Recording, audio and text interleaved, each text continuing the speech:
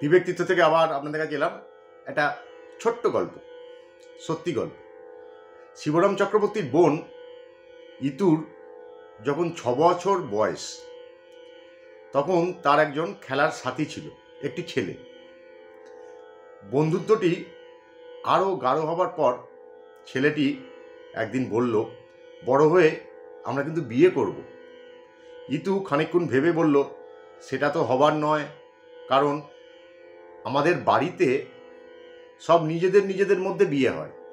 যেমন আমার বাবার সাথে আমার মায়ের বিয়ে হয়েছে, আমার মাসির সাথে আমার মেসোর বিয়ে হয়েছে, আমার কাকার সাথে আমার কাকিমার বিয়ে হয়েছে। তুই তো আমার নিজের কেউ হোস না, তাহলে বিয়ে হবে কি করে? কি অদ্ভুত না? এই শিবরাম চক্রবর্তী এখনকার দিনে আর নেই, কিন্তু তার এই মজার গল্পগুলি এখনো বেঁচে আছে।